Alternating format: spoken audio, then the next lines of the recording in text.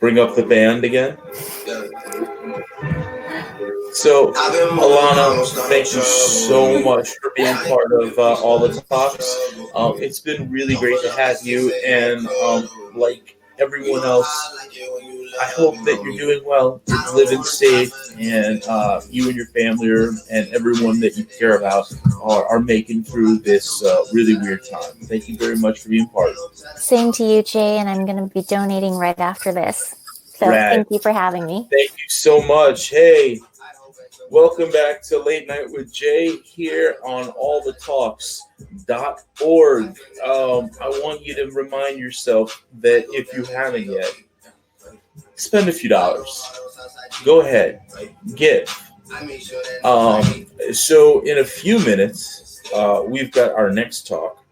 It's Maya Kacharovsky. Kacharovsky.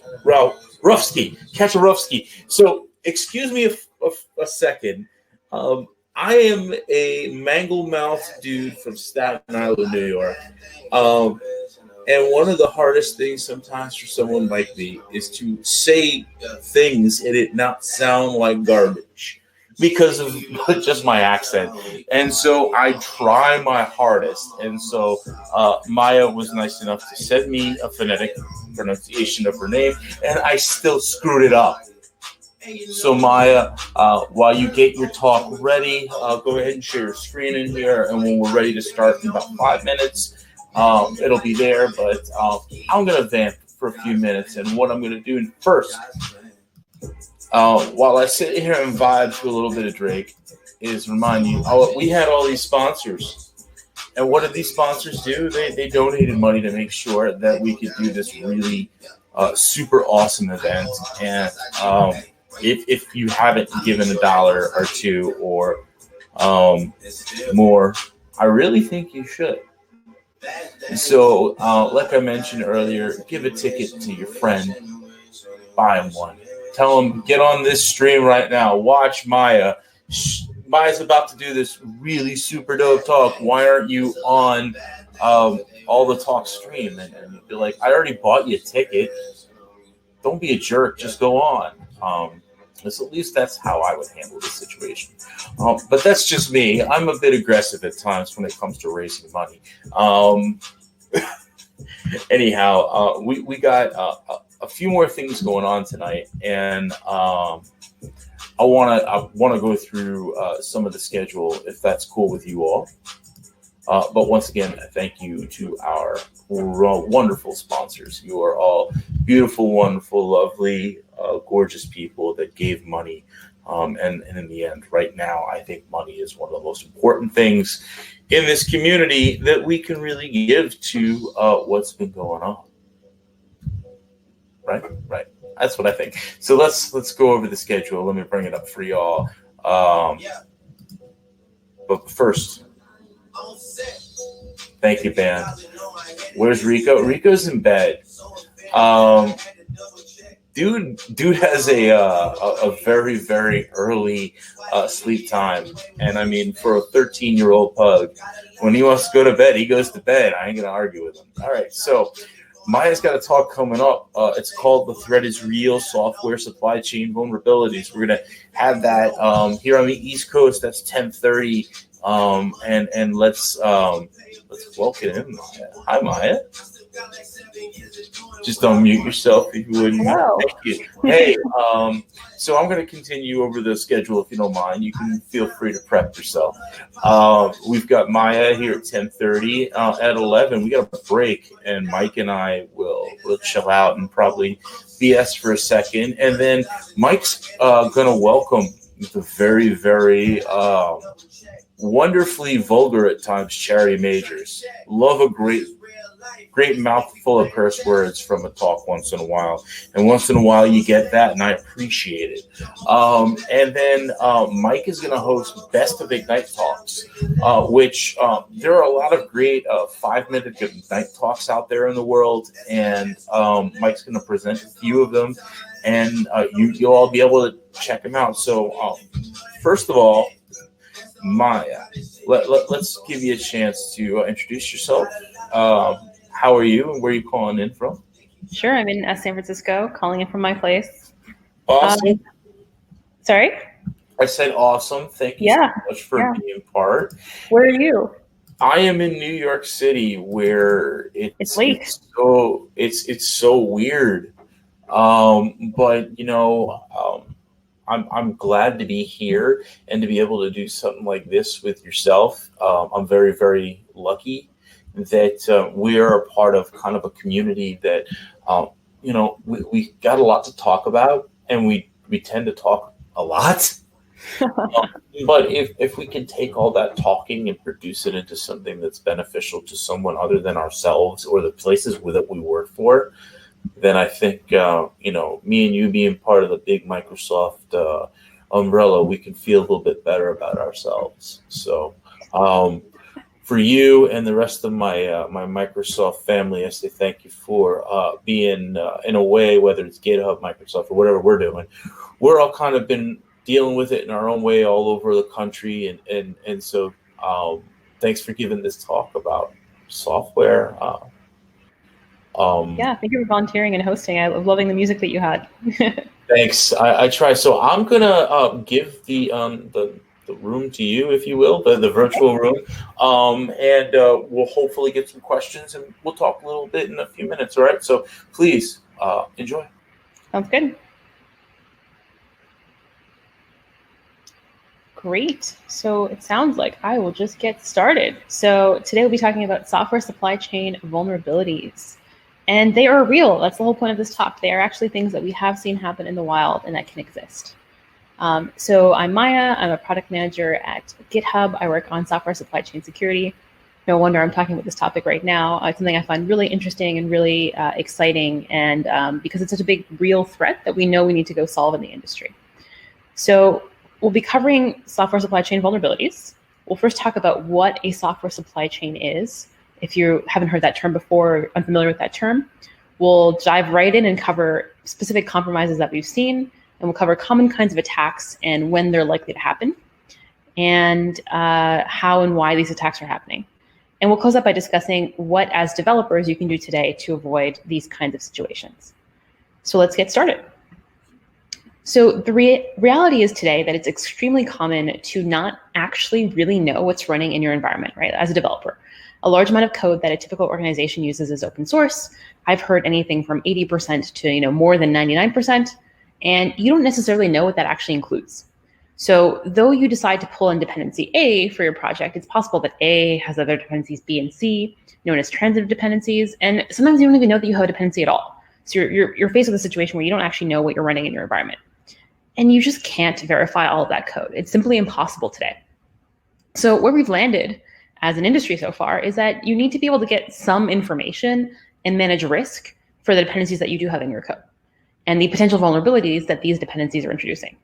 And that's where the concept of this software supply chain comes into play, just like you might have a hardware supply chain or a food supply chain, understanding what ends up in that end product that you consume. Software dependencies are pervasive. It's normal for your projects to use hundreds or even thousands of open source dependencies. If one of these dependencies has a vulnerability, then chances are that you have a vulnerability as well. Being able to leverage the work of thousands of open source developers means also that thousands of strangers effectively have commit access to your production code. So an innocent mistake or a malicious attack to your supply chain will affect you deeply. And so to kind of think about what that really means, a software supply chain is then anything that you depend on to deliver your product, right? For a pharmaceutical company, it's the provenance and the verification of ingredients that go into each drug to ensure high quality. For a chocolate bar that you buy at the store, it's the list of ingredients and some information on nutritional contents, maybe organic ingredients and production facilities that you might have in the package. If it doesn't produce in a facility that doesn't, process peanuts, whatever it happens to be. So then a software supply chain is everything that goes into your software and where it comes from, who wrote it, when it was contributed, how it's been reviewed, including reviews for security issues, any known vulnerabilities, supported versions, license information, if that's applicable, just everything. It's everything that you could want to know about the software that you're running to help you determine your risk profile. A software supply chain is anything that goes into or affects your code from development through your CI/CD pipeline until it gets deployed into production. Now, when you talk about dependencies, as alluding to earlier, what's scary isn't as much as what you're developing internally, because hopefully you have some controls to say prevent developers from pushing code from their bathtub, or maybe not during today's times, or you restricted who has super admin rights in your environment. But what's scary with open source code is that you are allowing open source developers to the code that you're allowing your developers to pull in from open source. You don't know what's actually there, right? Because open source is easy for developers, it means it's also easy for attackers.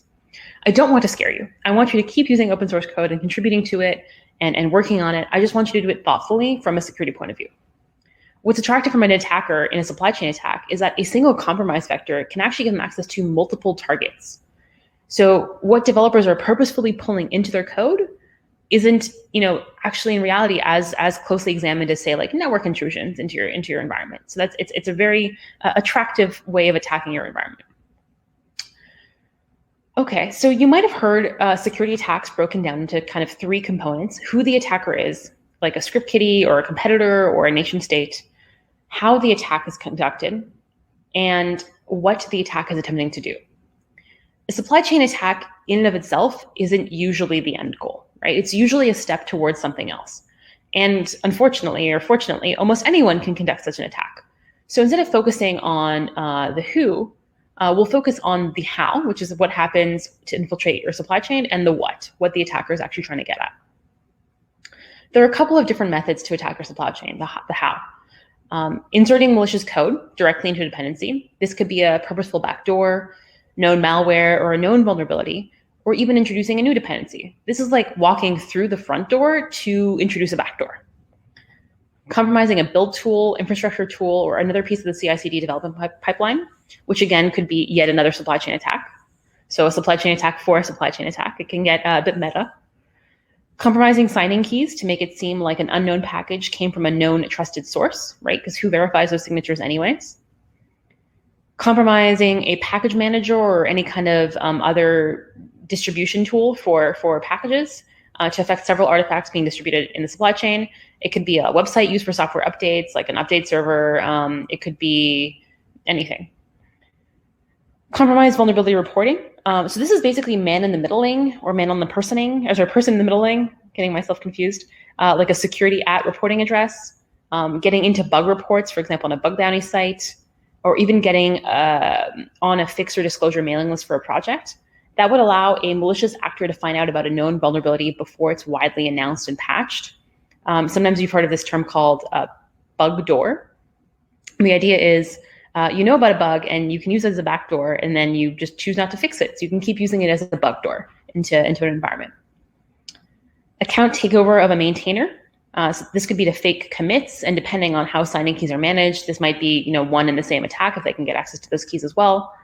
In addition to compromising what a maintainer can publish without even going that far, this could also include something like compromising a maintainer's email, again, to get something like the security at bug reports. A project takeover, especially of an abandoned project. Accidental attacks like typo squatting to get users to accidentally pull in your project as a dependency when they mistype something. And deletion, just getting rid of whatever that dependency or that piece of code was. And these have a few different aims or goals. Spoiler alert, as like other attacks in security, the ultimate motivation is almost always money. So introducing a backdoor into your environment, this might be targeted for users of only a particular piece of software, operating system, or region, or it might just be a wide swath to see what they can get access to. Introducing malware, for example, to select login information. But really the easiest way to make malware to make money these days is from cryptocurrency mining. So abusing any extra compute to mine the trendy currency of the day, or setting up a botnet also falls in this spot. And lastly, service disruption, right? This could be, for example, taking a service offline. So let's get into some of the examples, because this is the part that I find really, really fascinating here. So first, let's look at event stream. This is probably the one that, if you've heard of a supply chain attack, you've probably heard of event stream. It's a widely used Node.js library available via NPM. And when I say widely used, I'm talking 2 million plus weekly downloads. So what happened? In the fall of 2018, a user, Right9Control, volunteered to take over event stream on GitHub. Again, it's a widely used package, but not super well supported. So the author welcomed the extra help and even gave the newcomer publishing rights. I want to emphasize that the author is not to blame here, because we should have better ways to support these developers and also verify trust of our ecosystem. The author literally wrote in a GitHub issue, he emailed me and he said he wanted to maintain the module, so I gave it to him. I don't get anything from maintaining this module, and I don't even use it anymore, and I haven't for years. So very much in the unsupported category. On September 9th, Write9 Control added a new dependency to event stream, flat map stream. And then a week later, on September 16th, they rewrote the code to no longer require that dependency and tried to remove it. That change was made in the code base, but wasn't actually pushed through to where the library is being hosted on NPM. And then on October 5th, another user, HugeGlass, added malware to FlatMapStream. So then anyone who would have used EventStream and pulled in the latest version of FlatMapStream would receive that malware. This was discovered in late November 2018, meaning the dependency and malware were running for almost 2 months before it was discovered. Now, fortunately, this wasn't actually that bad.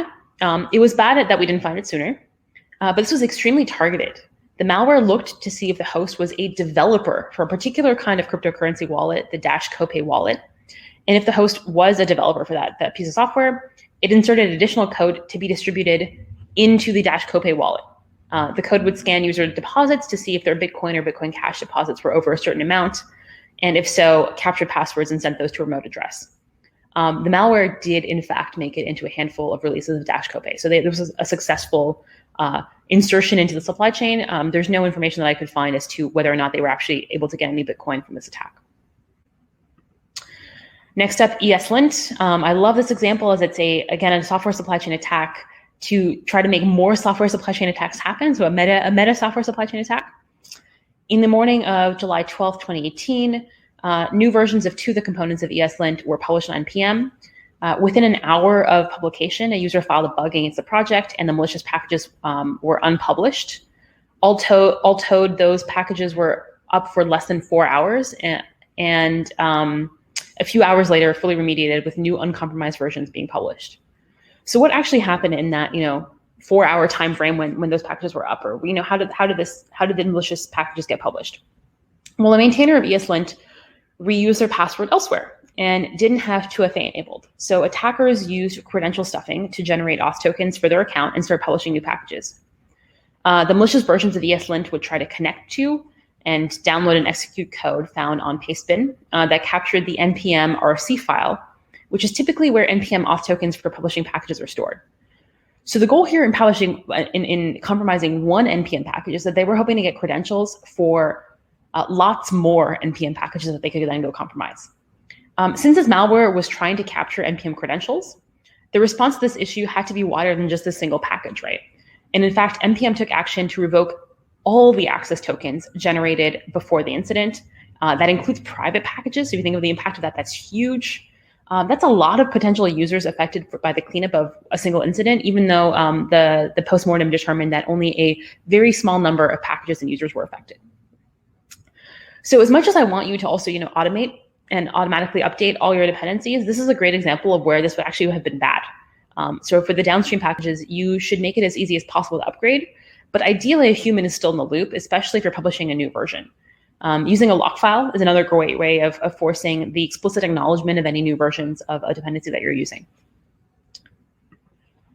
Next up, Kingslayer. No, I'm not talking about Jaime Lannister. This is an interesting one. This supply chain attack, dubbed Kingslayer, was presented at RSA without initially disclosing which software had been attacked. Brian Krebs then wrote a piece shortly afterwards to draw attention to the fact that there wasn't a sufficient disclosure, identifying the software as EVlog, which is produced by Altair Technologies. This is also one of the OG supply chain attacks, right? This happened way back in March 2015.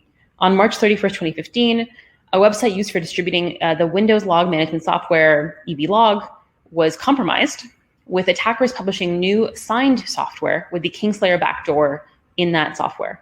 A few days later, on April 9th, so it's literally like 10 days later, the attackers also compromised the update website so that versions that were updating themselves automatically would also update and pull in the compromised software version. This is suspected of being an attack conducted by an APT. I couldn't easily find details on what the Kingslayer malware did, but it seems like it was meant to steal some sort of credentials. So although the vendor actually found the issue and fixed it on April 26th of 2015. So again, all of this taking place within a month and being fixed within a month with a republished version, they didn't do a very good job here in terms of incident response and communications. So a defense contractor kept running the backdoor software until it was discovered in August of 2016. So that's more than a year later, before they went ahead and found and identified other parties that were also at risk in order to help them remediate. According to the talk at RSA, based on which IPs were contacting the update server, the victims could have included, so not confirmed, but could have included 5 defense contractors, 4 telcos, more than 10 military organizations, 24 banks or other financial institutions, and a handful of other Fortune 500 companies. So a huge potential attack for some of these large conglomerates, large organizations. All right, next up, Webmin. Webmin is a web app for managing Unix servers like those running Linux or OpenBSD. In August of 2019, it was revealed by a researcher at DEF CON that Webmin had a backdoor allowing for unauthenticated remote code execution. This allowed, in some earlier versions, any unauthenticated access, and in later versions, only unauthenticated access if the installer had changed the authentication to allow for users with expired passwords to then reset their password. So it was a flag that they needed to enable. The attackers actually enabled that flag by default. This was disclosed as a researcher as a 0-day without previously notifying the project of the vulnerability. The backdoor was inserted as part of the build process. Interestingly, the attackers only compromised some of the distribution with valid webmin and usermin code on GitHub, but backdoor packages only on SourceForge. So it's not clear to me exactly what part of the build process compromised, and the maintainers didn't clarify how this could have happened. This remained for multiple versions of webmin, with backdoor versions being distributed for over a year. Likely the build servers were first compromised in April 2018. What's really sad here is that the maintainers even moved to a new build infrastructure in September of 2018 and just copied over the backups that had the backdoor in it. So instead of rebuilding from source, which is a great practice to try here, please don't copy over your malware and keep distributing it. Thankfully, they were able to fix the issue by, in fact, rebuilding from source. And that is a lesson here. Building from checked in source code on GitHub, not a local directory that you're using. Another great example here, Docker 123321. In May of 2018, several malicious images were discovered on Docker Hub.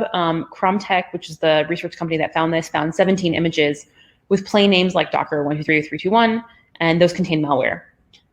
The Docker 123321 registry was created in May of 2017, so a year earlier, and malware was added in the summer of 2017. The community was actually pretty good at discovering this and identifying these issues, with complaints made to Docker Hub in the fall of 2017. However, nothing actually happened, and these images stayed up, publishing even new versions, including the same malware. Fortinet was able to link these images to a cryptocurrency mining botnet definitively in early May of 2018, and then Docker Hub promptly removed the images. Nonetheless, in that time period, in that 1-year time period when this was online, the 17 images in the registry were downloaded over 5 million times. That malware that they contained was for mining cryptocurrency locally, in this case Monero, and then sending it to a remote server. It's estimated that over $90,000 worth of Monero was mined by these images in that time period. So I was a little bit surprised by that. I was like, 5 million downloads, that's terrible. And then I was like, oh, $90,000 of Monero, that doesn't seem like that much. This was basically like a toy library. Like they were just depending on users testing random images and like messing around to see what they could do, or accidentally downloading them. So I think for an accidental download, taking home a $90K paycheck is pretty good. And if anything, this just gives attackers an idea of how quickly their malware could be detected and how it would be handled. This was a great test example if I was an attacker to see what I could get away with and over how much time.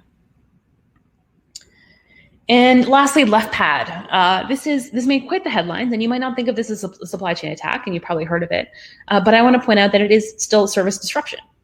So on March 11th, 2016, a developer who maintained a small library called Kik, K-I-K, on NPM was approached by Kik.com, which is the Canadian messaging app, to change the name of his package. He refused, and they didn't want to pay the amount that he proposed to take over that name. A week later, on March 18th, Kik.com's lawyers went to NPM, who agreed that this could create confusion and handed the Kik library name over to Kik.com. Just a few days later, on March 20th, the developer sent an angry email to NPM about this decision. He wrote, I think I have the right of deleting all my stuff. And that's exactly what he did, removing 273 of his packages.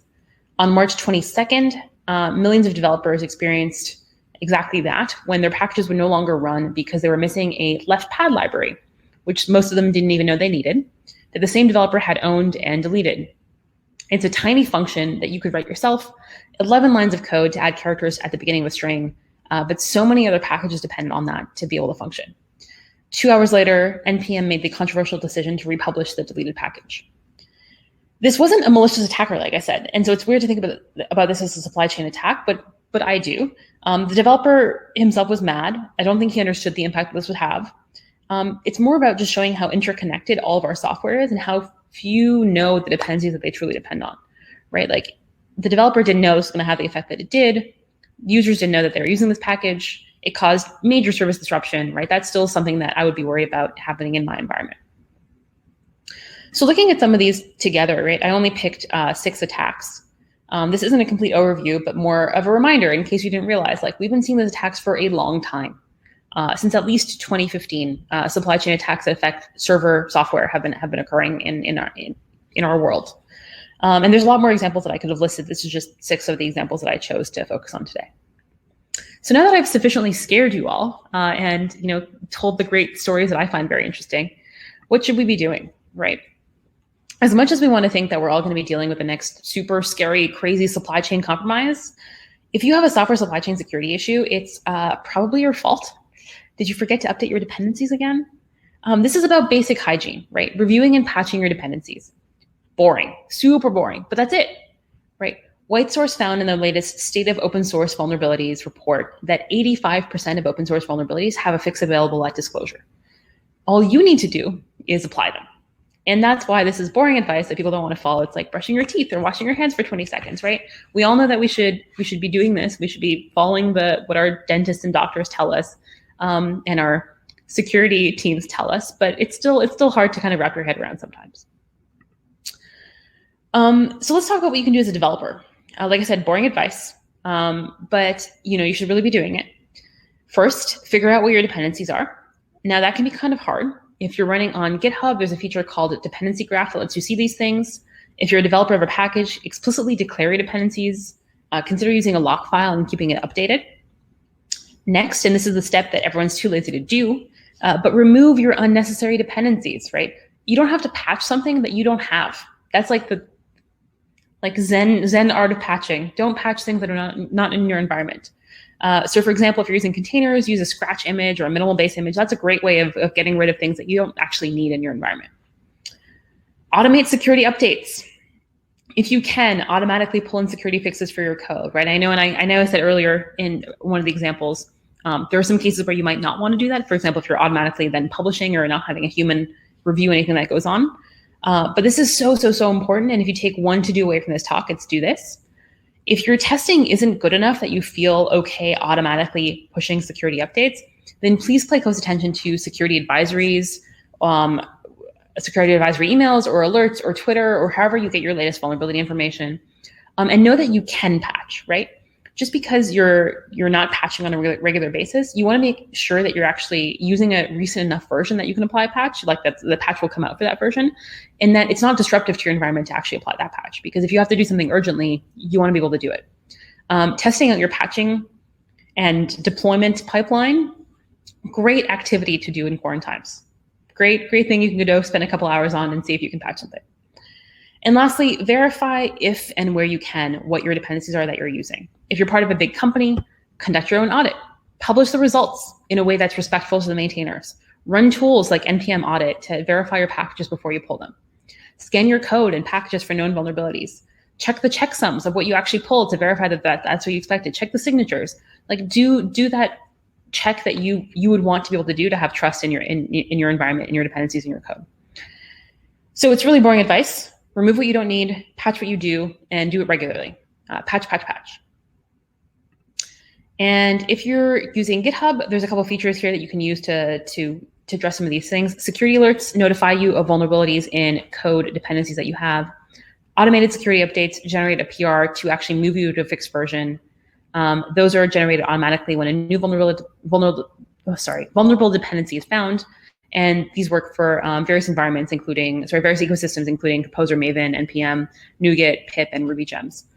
Those features are on by default on public repos. Go turn it on for your private repos, please. And then lastly, to learn more, oops, I lost my screen. To learn more, there's a list here of some links you can go check out. The first one there is a list of supply chain compromises published by the Cloud Native Compute Foundation. And then I have some links to some features you should be enabling in your environment. That's it.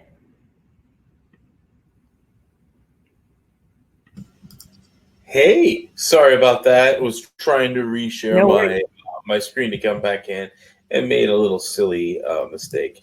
So thank you so much. I thought that was really interesting to listen to.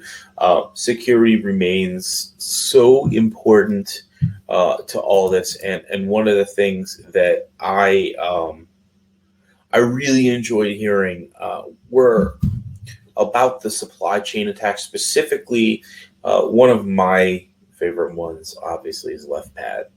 And it's not really even a supply chain attack if you think about it.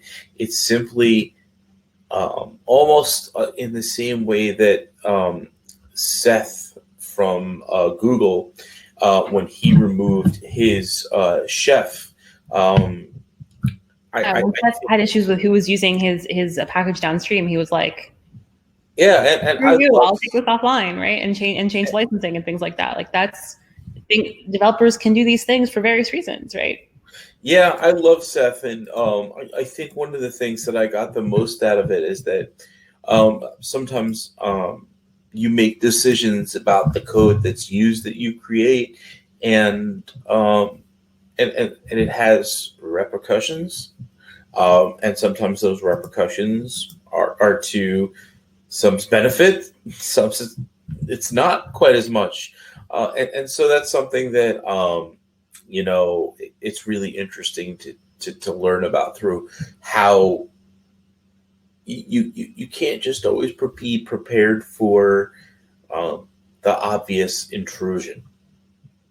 Agreed. And I think it's been really interesting. I've been looking at a lot of different supply chain attacks, focused on server attacks, I should say.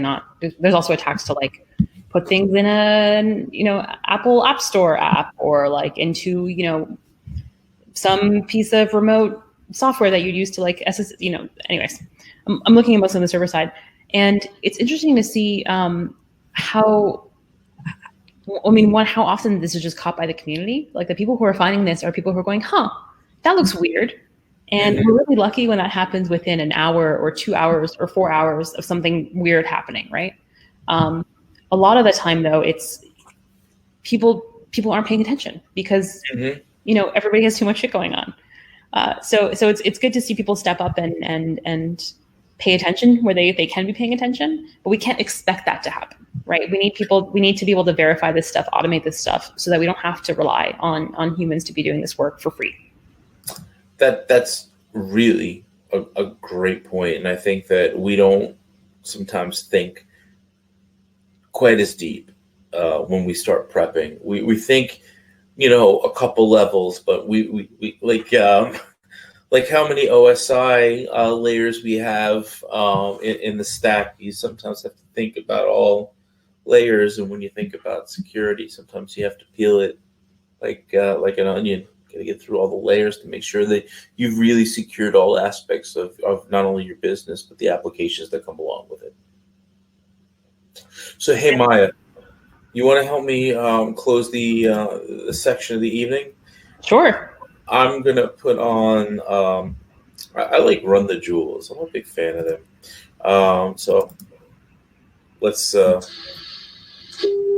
This week on Yankee and the Brave. Finish up the evening. Thank you so much, Maya. Another great talk and all of this.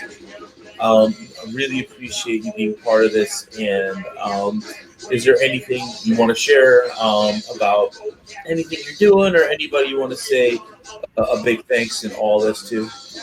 I think I'm just really excited for the entire community to put this on, and volunteers like yourself for making it happen. I'm really thankful for that. Well, it's I like to use the word, I guess the word is dope, when I talk about opportunities like this is a dope opportunity, and so you're part of that opportunity. So thank you for giving me some of your time tonight. Thank you. Have a good night. Cheers. Hey everybody, we're gonna get ready to go to a break. And that break means that you can go and have some coffee, maybe, I don't know, if you're going to keep running with us, go coffee crazy. Think a little bit about what you want to see next. Let me give you a little bit about what's coming up next. And I think that you may really, really dig it. So, we've got our last few hours of the conference. And my buddy Mike, let me see if my buddy Mike is around. Mike, you online right now? I'd love to talk to you if you are. Mike, hey, you got to unmute yourself, buddy. Good evening, sir. Welcome to Late Night with Mike and Jay. How are you, sir? Hey, doing well. How about yourself? I'm doing great. I got really lucky tonight.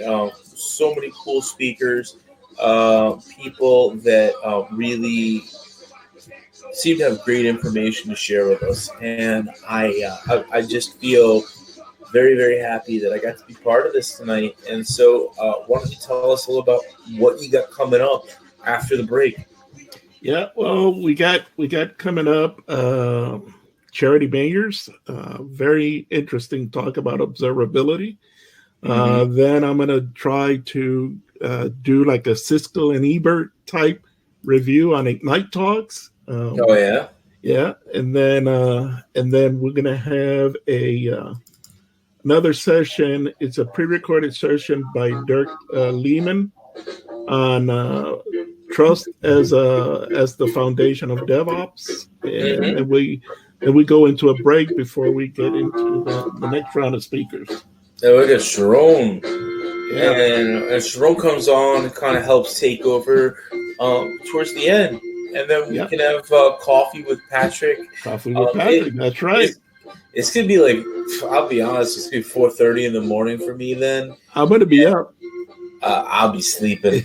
I'm not gonna lie. So before I kind of head out, Mike, what I want you to do is I'm gonna take a good night. I'm gonna have a good night drink. Just say good night to all my friends. Just give me 1 sec. I'll be right back. Why don't you keep all our friends? Keep our friends enthused. There you go. Yeah, definitely. We're gonna have some great listening to Ignite Talks. We got some really good Ignite Talks lined up. Let's see here. Wondering if there's some questions coming up. Okay. In the meantime, we're going to go on a break and we'll be right back.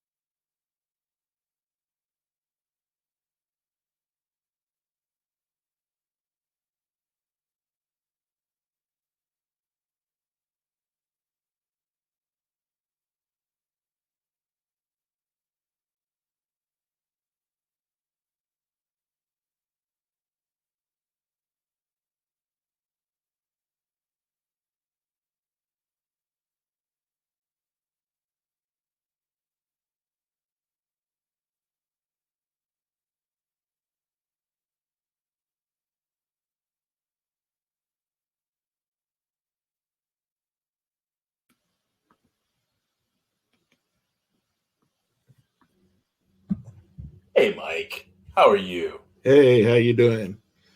Let Well, me let, let's let me kick talk. on a song if you wouldn't mind. I Go want to for it. get some tunes back into the jam. I've been trying to keep the evening rolling and keep a little bit of a flow going as we get it. And am I right by saying that Charity Majors is next?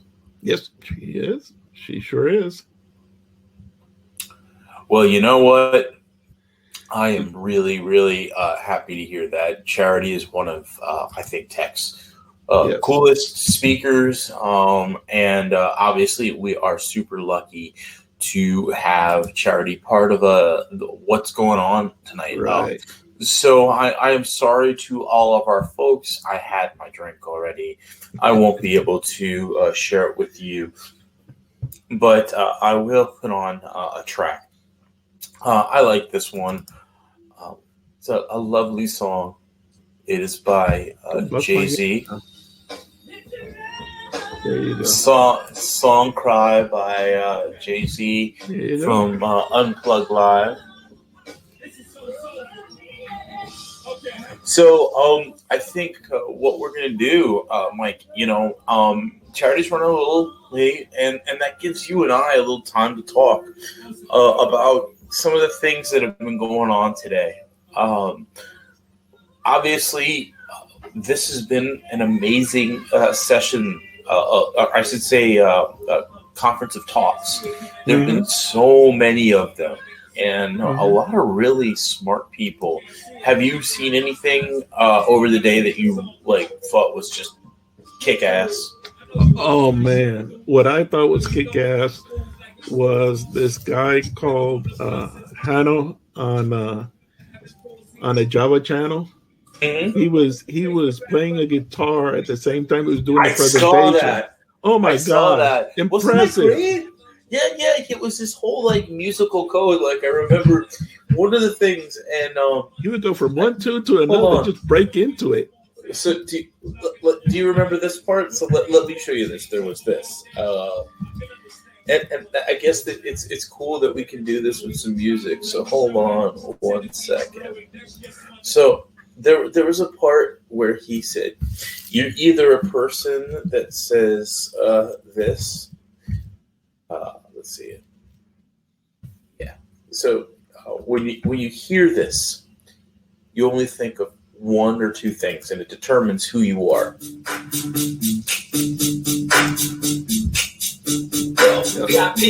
So there's that, or there is this. And I got a kick out of that part. Like you said, when you hear that particular start of the song, you're one of two people. It's either you think Under Pressure or you think Vanilla Ice. So I thought that was really, really cute. It was a great talk. I was lucky enough to catch that one. But his ability he picked up the guitar, just started jamming. I mean, it was amazing. Yeah, it was really. You know who's gonna like that? You know who's gonna like that one? John Willis. Oh yeah, he's gonna jam to that one.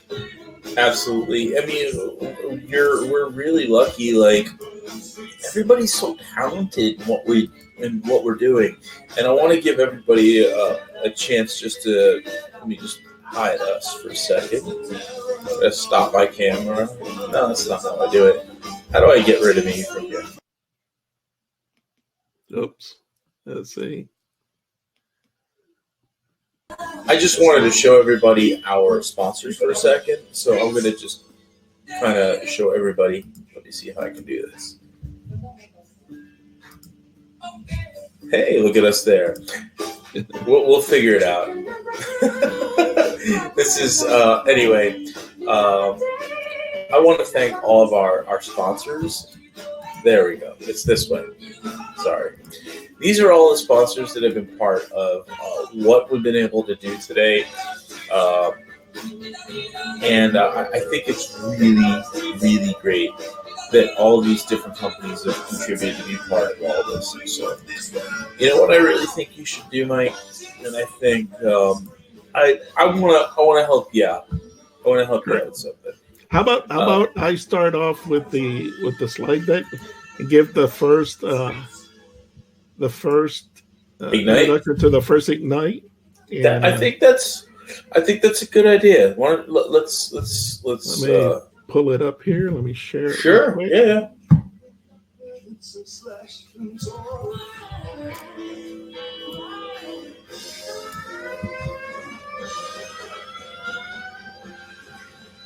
And I want to I want to thank our impresario of a lot of this, Patrick. Patrick has been really so awesome in doing a lot of this.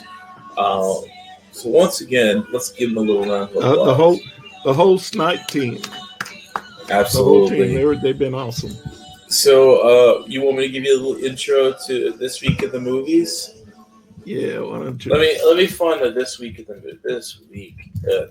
movies music. I swear I'm gonna find it. I can't find it. I want to find like those old. You remember the old ones from like the 70s and the 80s? It was like the big white. You get like the big wipe in. Let me see if I can find an HBO movie intro 80s. That was the one. Here it is. All right. Give me 1 second, Mike. You're gonna love it. Well, we got Charity. Maybe we can give Charity. Let's bring her on. A cool intro. Let me start sharing here. Yeah, there you go. Hello, Charity. Hey. Woo! Hi. Wow. Yeah, Sorry we about can. that. I kept clicking the GIF. I kept clicking the image, and it would take me to a thing, and it would just be stagnant. I was like, "What is going on?" Hi. Well, thanks for joining us. Hey. Absolutely. So Charity Majors, one of the, I think, most incredibly brilliant people that we have ever gotten to speak to in this few seconds right now. But it probably one of those most incredible presenters and people in this business that I've had an opportunity to talk to in the past. Charity, thank you so much for being part of this whole thing. Oh, my pleasure. It's very exciting. Thank you so much for asking me to.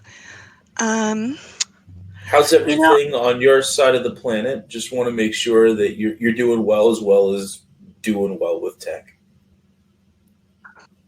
We're still alive, going a little stir crazy. Hate the people we love the most. But like, I can't complain. I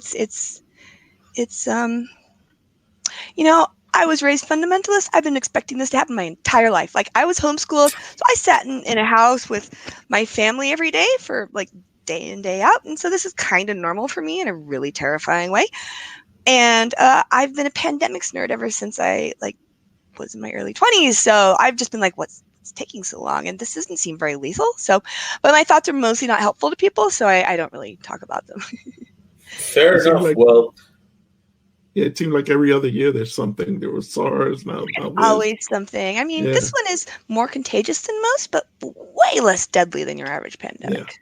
Yeah, I think that we just all gotta find a way to keep ourselves sane through being stuck inside, and I think that's what we're all trying to do. Carry on, right? Humans are incredibly adaptable if we just give ourselves permission to. So am I supposed to hit play goes to the full screen? I want to do rehearse slides or something, don't I? So so now that you share your screen, you can just go ahead and expand your slides, and then Mike and I will give you the floor.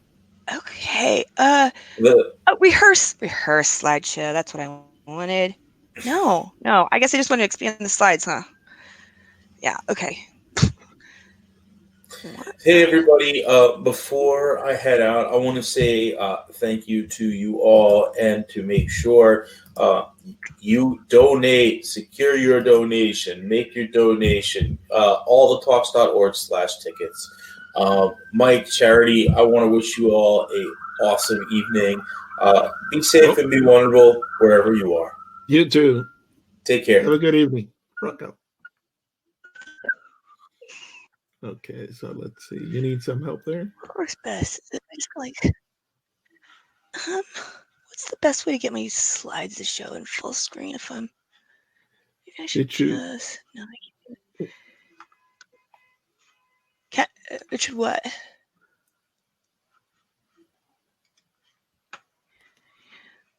Well, you figure like out. fit slide to screen or something. I mean, I can just do it like this. It just looks really crappy. That's fine. Let's just go ahead and get going. I've already used like half my time, so. Okay, let's see here. Let me go ahead and add you again there. You can minimize that. I think Minimize what? That screen there that you're seeing. Yeah, I'm trying to. I don't know how. Oh, I see. How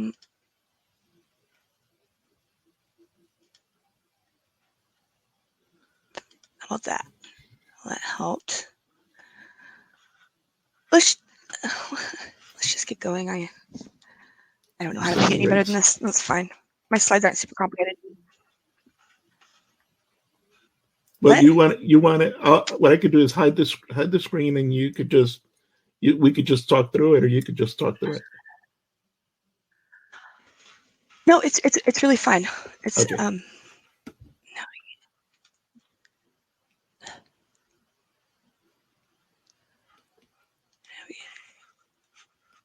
Yeah, I'm ready to start whenever you guys are. Go ahead. Go for it. Hi, am I live? Yeah, you're live. Oh, sweet.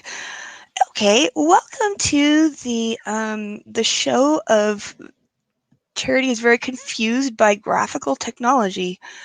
And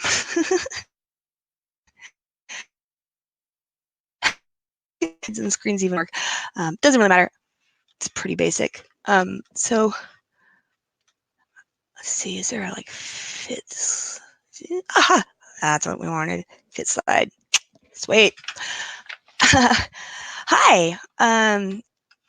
Welcome everybody to the second half of of a talk about alerting. This is the first time I have given a talk about this, but it is not the first time that I have ranted about it. It's very strange to be talking out into the void like this and getting absolutely no response from anyone, but here we are. So the paradox of alerts is that the more you add, the less useful they are after a certain boundary. And so that's what I'm going to talk about. Now, most of you, if you're familiar with alerts, you've probably encountered some best practices lists or written them yourself. And probably it looks something like this. Oh, hey, first I did have a slide about introducing myself. You can tell I'm from ops. This is my standard joke because that's my quote about diffs. The only good diff is a red diff. Firmly believe that. And this is part of what I was just working on of a talk that's like how to have high performing teams. And here's the alerting best practices. Yeah, so do these sound familiar? Probably to most people. Plan and configure your alerts, set priorities on them. Every alert must be actionable. This is like the golden rule, right? This is the cardinal rule of alerting. Every alert must be actionable. Almost nobody achieves it, but everyone knows that they should, right? If something is quiet, something is wrong, write a run book, document a process for every single alert. Oh, this is just the first half. We can keep going.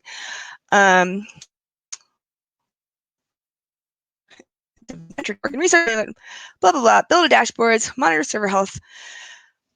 You shouldn't have to watch your monitoring system. Your system should just inform you when something is wrong and you need to go look at it. You should really only need to look at your monitoring systems when there is a problem. Raise your hand. Well, except I can't see you. But here's the reality. Like monitoring's best practices are to a surprising degree the near and future anti-patterns. For those of you who aren't familiar with observability and how I define it, I suppose I should back up just a little bit.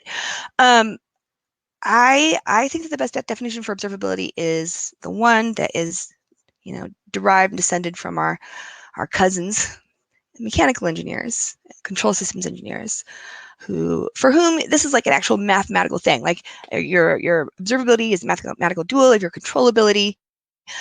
And to the extent that you can understand the internals of your system just by looking at it from the outside.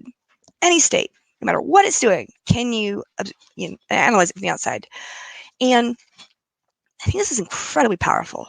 It dovetails with all of the hard and interesting problems in technology that are causing people so much pain and suffering in ways that aren't always immediately intuitively obvious. But it's kind of like the more you start to pick at the thread and understand it and notice implications in your own daily work, the more profound it becomes, which is why I get really pissed off when people try to water it down to just like a couple of pillars and a tabletop or whatever the fuck it is. But the difference between monitoring and observability is that, monitoring tends to be pretty post hoc. If I build a new system, I can probably look at it, size it up, and cover fire, right? Database is going to run out of connections. Something's going to fill up, right? On and on and on. I can guess about 80% of them. And then over the first couple months of running the system, I will encounter the rest, face first. And after I've been running it for a few months, I will have amassed a big library of checks that fire off and tell me things about how the system is performing. And so monitoring is very much, it's focused around, what have I seen before?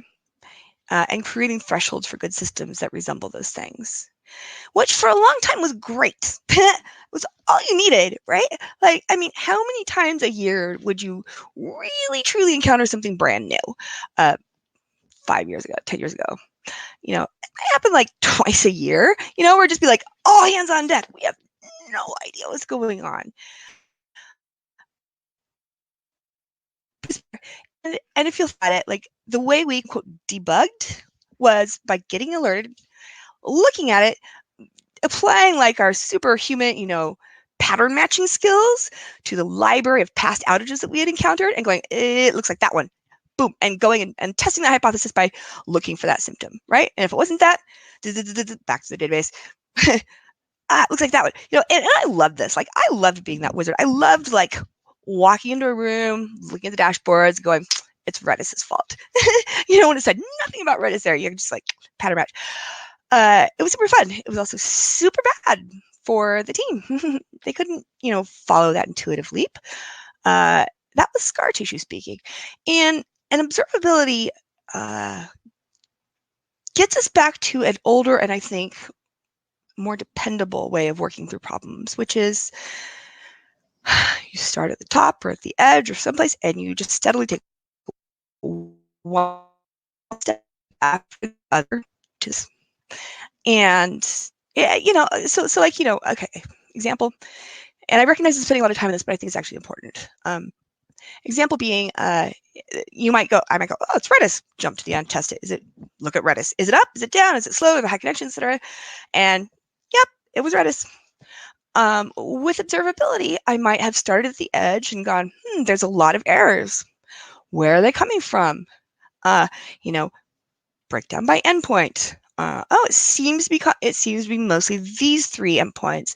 These are the push notification endpoints. What do they do? Or what do they talk to? Is it all of them? Yes, it seems to be all of them. It's evenly spread across all. Is it all users? Yes, it seems to be evenly spread across all users. Is it, or maybe, no, it's not all of them. Maybe maybe it's only this subset of users. Well, are those so it seems to be just the set. What did they have in common? Maybe it's all the ones in US East A. So it's all the ones in US East 1A, then is it all of them? No, it's just the ones in this instance type. Is it all of them? Yes, right? And you've got your answer. And it's one step after the other, and there are no intuitive leaps of genius, but you start knowing nothing and knowing the answer. And this is more reliable because, often, maybe I went and I was like, it's Redis, and I jumped straight to Redis. Maybe it was Redis and something else. Or maybe it's, Redis was a symptom of yet another thing, upstream from it that was overflowing. Okay, so monitoring's best practices are observability's anti-patterns. So let's start with actionable. Yes, my slides are shitty. I hereby commit to you, I will write and post a better set of slides tonight. Monitoring inherently known unknowns. You have to know that a problem is going to happen before you can monitor it. You have to be able to predict that this scenario would be able to happen in order to monitor it. And you can see why modern software was generally sufficient for so long, But increasingly on the systems that we run these days, especially microservices, was when this curve really you shouldn't be getting paged about things that are commonplace and that you know about, right? Because the only way that you can keep up with systems of this complexity that have all these many different things breaking all at once is by applying SRE best practices to pay down that debt so that you don't get paged about the ones that you know about. They get remediated, they get sent to a different tier. You can have a queue, you can have some other form of notifications that are for not waking up in the middle of the night, right? But reliability engineering is about things that used to page you and now don't page you, right? With observability, the goal is, it's a very achievable goal, is that you never get paged about a thing that you understand, right? Every time it should be like, huh, not like, oh, that again. Oh, that again. Oh, that again. Fuck those pages. Those pages will burn your team out. They will make everyone not want to be on call. They're incredibly costly to morale, to attention. And you can't keep up with them. You can't hire your way out of this. You can't get a tier 1 set of folks to just be your buffer. You actually have to fix things. Monitoring is about known unknowns. Observability is about the unknown unknowns. And that means we have to kind of radically shift how we think about alerts. Instead of alerts, you have alert only when you know your users are being impacted, when they are feeling the pain. Your operational pain should be so closely aligned with your user pain, it's not even funny. Everybody always pipes up, yeah, but actually I want to get paged right before they start to feel the problem. No. Give up on that goal. It's a bad goal. It will drive you crazy. It's not achievable. You can. Is that universally true? So caveat. I am speaking primarily to software engineers here, and software engineering type, operations.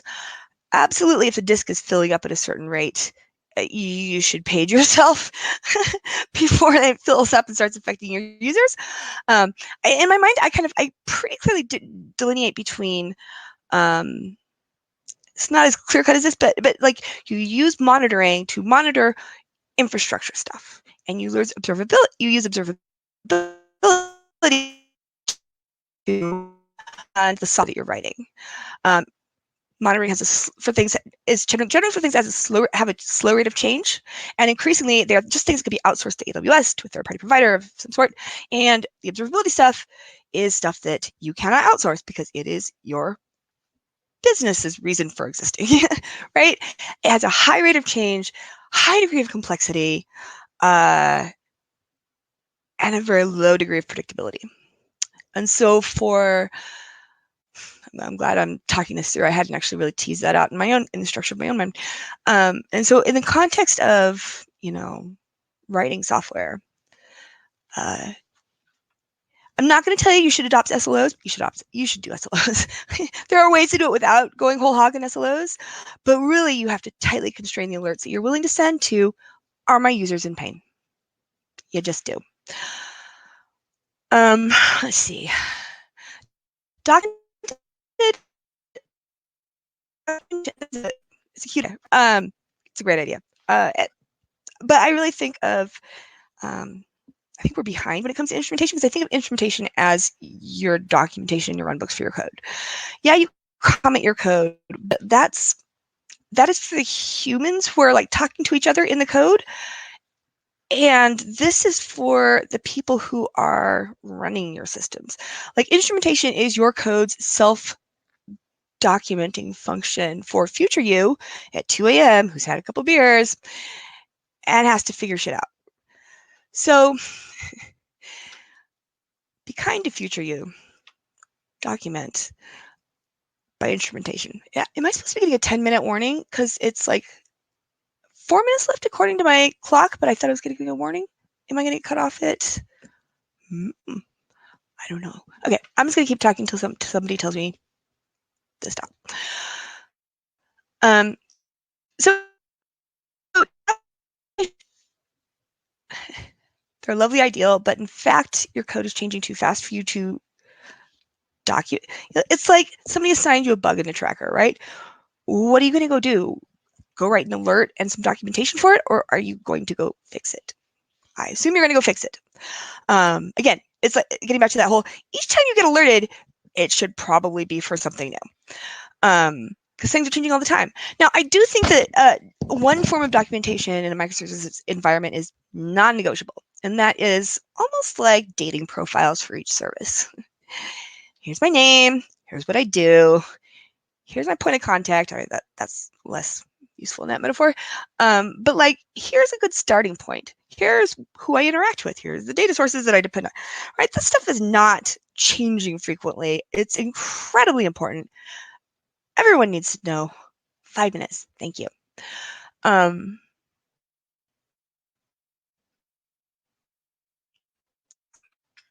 Documentation, don't get too hung up on it. Let's see. High-level checks, not hyper-specific checks. You know, like, it is a waste of time to write a bunch of hyper-specific modern checks. And the thing is, I understand why we've done this. I really, really do. We have done this because it was the only way that we had to debug things, was to like page bomb yourself basically with like alerts firing from all over the stack. Just like, this is happening, this is happening. And you could just sit back and survey it and go, the shape of all of these alerts looks like, you know, the last time that I saw this, you know, we're relying on it because our systems have gotten way too complex for us to use simple metric.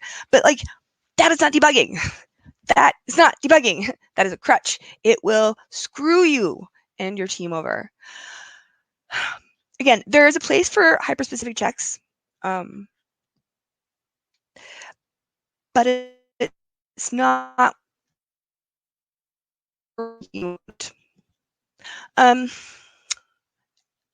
It's not like bottom line. Skipping through to the end, really, it's not about preventing failure, because you're already going to do that automatically, right? Like you're going to try and prevent failure. It's about absorbing failures. It's reliability is not about making your systems not fail. It's about making it so that it can absorb as many failures as possible without your users noticing. Static dashboards are where debugging goes to die. And if you can't, like, your goal should be to have a way to alert yourself with a link, relevant link, that drops you into the high level, you know, the SLO type thing. You're violating this SLO, or you are on track to violate this SLO within this amount of time, right? You should be able to click on that and slice and dice and go all the way down to the raw results. You should not, you know, get paged by Nagios. Have to jump in, like, Nexus. Every time you have a specific question you think of, you would go and grab through your logs for that thing happening. Logs, again, not navigable if you don't know what you're looking for. If you can't go from top to bottom, every single hop, tracing, every single hop that you make people take, copy pasting IDs from one system to the other, you're going to lose like 90% of your engineers. They're just not going to be willing to learn more than one system. The human being the glue between all these systems is lossy, it is confusing, it is terrible, and it is unnecessary. And I think I'm coming to the racing here. You should. Lastly, you shouldn't alert you shouldn't have to look at the dashboards unless they alert you. No. You should spend like part of every single day like up to your knees in your own production systems. If you're not looking at your systems while they're healthy, you are not going to know what's wrong when they're wrong. You're not going to have that gut instinct. Something seems fishy here. You should be so familiar with your production systems. You should have one window open with your IDE, editing code, shipping it, whatever, and another open right next to it, watching your code run in production. It should be muscle memory for you that once you ship something, you go and look at it. This is why you should only ship one set of diffs at a time, so you can isolate yours. You should be writing instrumentation so that you can look at your code through the lens of your own instrumentation after you've deployed it, and then you need to close the loop and go and look at it. I swear to God, you will catch 80-90% of all problems before your users even have the chance to notice if you just build that habit of going and looking at it. The alternative is you're going to delete all of your pages and they go, I never have to look at it. And your systems will get worse. They will get worse, and they do not have to. You should not be looking at it only because you're not looking at it, your job is not done. Job's not done until you have looked at your own code running in prod. And I think that I'm a minute and a half over. Right, Mike? I'm sorry I didn't get to have enough time for questions. That was my bad. No worries, Charity. But I appreciate you coming on. I mean, it's really late. I know, all the technical difficulties we're having. But you make some great points about observability. I mean, about looking at the dashboards. I'm not the only one who's saying it. Our customers have started tweeting and going, oh my God, like I moved to SLO-based learning and observability and deleted 90% of my alerts. So now I'm not full of shit. I hope. I know. Thanks so much. Right now, we don't have any questions yet. Twitter them to me if you want to. Yeah, but I know there's some people that will be posting it in the Slack channel. So I don't know if you have maybe 5 or 10 minutes hang on Slack for a bit too. Yeah, they'll be there. Totally happy to. Yeah, they were asking for the slides. So I don't know if you have any to share, you can share them out there. Just share the link. Sure, will do. Okay, sounds great. Well, thank you very much for coming on. Bye. Take care. Shit, I just